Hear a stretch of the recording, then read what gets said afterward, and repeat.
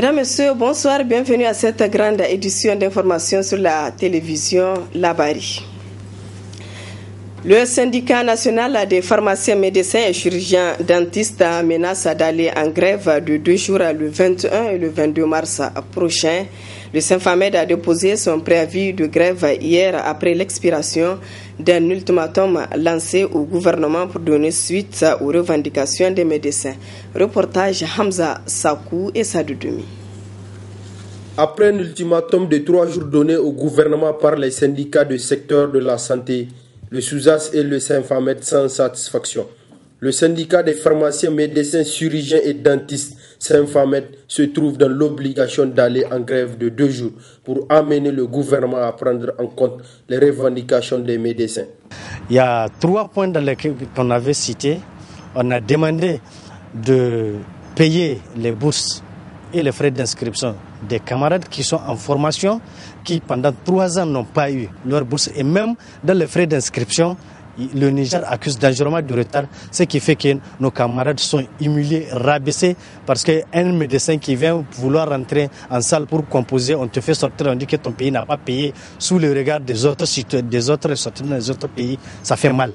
On a exigé que l'État recrute massivement des agents parce que la ressource humaine s'est tarie. Ça s'est tari au ministère au niveau de la santé parce que vous savez, depuis le recrutement de 2015, il n'y a pas eu autre recrutement. En 2016, ils ont voulu faire un recrutement de 114 médecins. Malheureusement, c'était tombé à l'eau. Il faut que le gouvernement comprenne qu'il est plus que nécessaire de viabiliser le secteur de la santé et d'avoir suffisamment de ressources humaines. Le syndicat se dit plus que jamais déterminé à mener la lutte pour défendre les intérêts des agents de santé. On a fait tellement de concessions à ce gouvernement pendant plus de 3 ans. Personne ne nous a entendu dire quoi que ce soit. Mais maintenant, vraiment, trop c'est trop. Il faut qu'il revienne sur la réalité et essayer de prendre nos préoccupations en compte. C'est une suite logique de la déclaration du 12, suivie de l'ultimatum de 72 heures. Jusqu'à l'expiration de l'ultimatum le vendredi, ils n'ont rien dit. Donc on a décidé de lancer le préavis de 48 heures qui va commencer à partir du jeudi et vendredi. Et néanmoins, il ne faut pas oublier qu'on les a laissés lundi, mardi, mercredi aussi pour essayer de voir s'ils peuvent résoudre le problème. Le préavis continue son chemin. Tant que sur nos préalables, on n'a pas eu de solution, rien ne peut arrêter qu'on part en mouvement. Cette grève de 48 heures qui sera observée le 21 et 22 mars 2019 est le premier mouvement de la nouvelle équipe du bureau exécutif du Symphamed. Autre aspect de cette édition, une délégation du commissariat à l'organisation du Hajj et de la Oumara Koho s'est rendue à l'agence Saouki Voyage ce matin. Une visite qui rentre dans le cadre des préparatifs du Hajj 2019. Après les échanges entre les responsables de l'agence et la délégation, c'est un sentiment de satisfaction qui s'est dégagé de part et d'autre. Le compte-rendu de Hassan Saleh Mustafa et Sadoudoumi. Ce déplacement des membres du commissariat à l'organisation du Hajj et de la Oumra Koho au siège de l'agence Saouki Voyage vise 2 objectifs. Se rassurer des conditions des préparatifs du Hajj 2019 d'une part et d'encourager les responsables de cette agence dans ce qu'ils sont en train de faire pour réussir l'organisation du Hajj d'autre part. Nous avons trouvé une administration totalement à jour. Nous avons trouvé même certains pèlerins qui sont en train de faire des inscriptions. Toutes choses que nous encourageons au regard du retard qui est en train d'être constaté de part et d'autre. Et nous avons trouvé véritablement un chef d'agence dynamique. Et de par les explications qu'il nous a données, nous avons véritablement recueilli beaucoup de choses que nous allons exploiter une fois la mission terminée. Puisque de par les informations fournies par les techniciens du COHO que vous voyez, il y a des spécificités normales techniques qui ont été constatées et qui sont véritablement à jour. Et d'après toujours les mêmes informations, il fait partie des agences expérimentées qui ont duré en train d'exercer cet aspect-là. Après une séance de travail avec les responsables de Saouki Voyage et une visite guidée dans les locaux, la délégation du COHO quitte le siège de l'agence Saouki, sourire aux lèvres. Nous sommes totalement satisfaits de ce que nous avons vu au niveau de cette agence.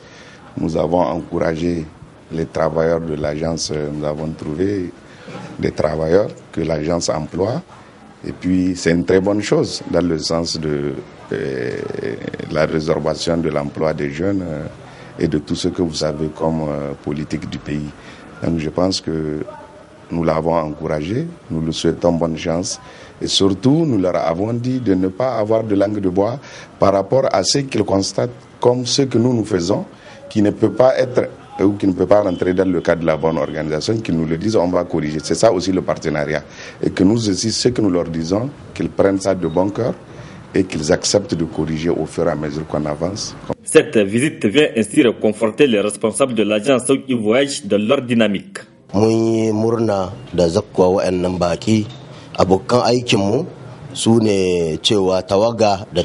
Nous sommes très contents de cette visite des jeunes du Coho.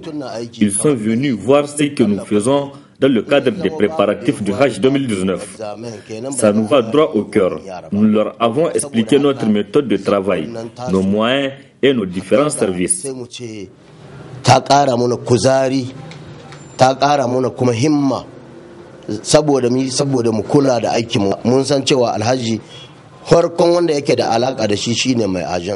Vous savez, nous les agences de pèlerinage et le Coho sommes des partenaires. Nous sommes par conséquent appelés de travailler la main dans la main pour que nos clients soient satisfaits de nos prestations. C'est cela notre souhait.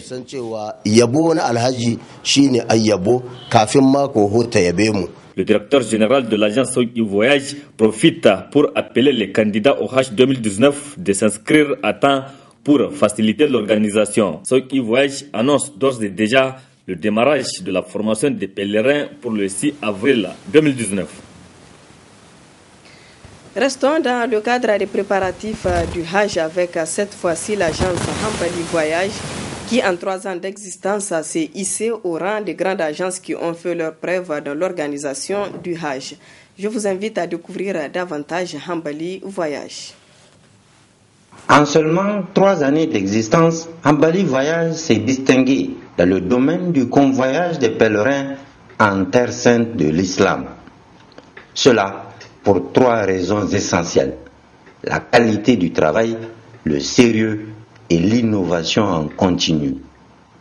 La qualité des prestations de Hambali Voyage tire sa source des 20 ans d'expérience dont jouit son promoteur, l'honorable Bachir Harouna Hambali. C'est cette forte expérience qui a conduit en peu de temps à la réalisation de plusieurs activités, les unes aussi innovantes que les autres. L'on peut noter l'organisation d'un séminaire au profit des encadreurs de l'agence, une formation en secourisme destinée aux mêmes encadreurs, la formation des candidats au Hajj sur plusieurs mois avant le pèlerinage et récemment l'inauguration du centre de formation de l'agence qui abrite également le musée du Hajj. Cette dernière innovation est la première du genre au Niger et expose près de 100 photographies qui retracent l'évolution des sites du Hajj et de la Umrah en Arabie Saoudite. Contrairement aux pèlerins de certaines agences, ceux qui ont eu la chance d'effectuer le Hajj 2018 avec Hambali Voyage en sont revenus pleinement satisfaits. Ils témoignent avec enthousiasme. Nous sommes très fiers parce que les encadreurs ont été à nos côtés depuis le début jusqu'à la fin de notre âge. Alhamdoulilah. Et surtout le chef d'agence aussi était là tout le temps disponible pour nos questions. Ils se sont occupés de nous, ce qui fait en sorte que nous sommes revenus en très bonne santé et la restauration, l'hébergement, tous ces facteurs-là ont été très satisfaisants pour l'ensemble des pèlerins. Normal, puisque malgré le coût élevé, tous les pèlerins de Hambali avaient voyagé en vol régulier à l'aller comme au retour. Naturellement, ils étaient les premiers à partir, les premiers à revenir et bien sûr, ils étaient aussi les premiers à recevoir leurs bagages. Aussi, leur chef d'agence n'a pas disparu en terre sainte. Bachir Harouna Hambali était à leur côté du début à la fin. Ce sont les pèlerins qui le disent. Alhamdulillah, grâce au soutien moral de l'agence, parce qu'il faut retenir que le chef d'agence était avec nous, présent, à la Mecque, partout. Durant ces 3 années d'existence, l'agence Hambali Voyage a fait ses preuves en se positionnant parmi les meilleurs de son domaine. Selon ses responsables, l'organisation du Hajj 2019 verra beaucoup d'innovations au bénéfice des candidats au pèlerinage qui ne cessent d'ailleurs de s'inscrire à l'agence de l'honorable Bachir Haruna Hambali. Les enjeux et défis des nouveaux médias francophones, tel est le thème central d'une conférence débat animée ce matin au Centre culturel franco-nigérien Jean Rouch. Cette activité rentre dans le cadre de la semaine de la langue française et de la francophonie, s'étalant du 19 au 23 mars 2019. Le résumé avec Adam Ousmana et Aboubakar Souley. La langue étant la matière première du journaliste, quoi de plus normal qu'à l'occasion de cette semaine de la langue française, une journée soit dédiée aux médias francophones, notamment avec l'avènement des nouvelles technologies de la communication et de l'information. Ainsi, la présente rencontre vise à se pencher sur les enjeux et défis des nouveaux médias francophones, lesquels, selon l'un des conférenciers, ont encore de beaux jours devant eux. Il y a un avenir radieux pour les médias. On est vraiment à l'ère du tout média. Tout le monde est devenu un mass média. Les journalistes ont eu peur un moment, mais ils se sont rendus compte que faire des médias leur métier, c'est une assurance vie incroyable. Pour peu qu'on soit prêt à travailler dans d'autres domaines que le journalisme, que ce soit par exemple la communication, on sait que aujourd'hui tout le monde a besoin de gens qui savent écrire, de gens qui savent communiquer, de gens qui savent organiser les idées. Donc si on n'est pas attaché au journalisme, ce qui est mon cas, d'être attaché au journalisme, on a un avenir, je pense, quand on travaille ou quand on est expert dans les médias, qui est radieux parce que tout est devenu média. Une entreprise, c'est devenu un média. Une banque, c'est devenu un média. Une société de chemin de fer, c'est devenu un média. Aujourd'hui, tout le monde se sert directement et sans intermédiaires des masses médias pour communiquer, échanger, etc. Et donc il y a un avenir pour tout ce qui est média dans le monde d'aujourd'hui, peut-être même un avenir trop radieux. C'est des pays comme les nôtres, il y a une déshumanisation qui est très très forte, quoi. Et finalement aujourd'hui l'enjeu c'est peut-être de remettre de l'humain, mais je ne m'inquiète pas du tout pour l'évolution des médias, que ce soit des médias d'information ou des médias au sens large de partage d'informations, qui ne soient pas journalistiques, de communication, etc. Si pour les uns, l'avènement des nouveaux médias constitue un atout en matière de communication et d'information, pour d'autres, par conséquent, les défis sont énormes à relever. Cette rencontre a été l'occasion pour le diplomate canadien accrédité au Niger de réaffirmer leur attachement à la francophonie. L'attachement du Canada envers la francophonie est profond et trouve ses fondements dans la langue française et les valeurs que nous partageons, ainsi que la communauté francophone qui peuple notre territoire, que ce soit au Québec, province francophone du Canada, que ce soit au Nouveau-Brunswick, une province bilingue, ou encore dans les autres communautés francophones du Canada ou les autres communautés francophiles du Canada.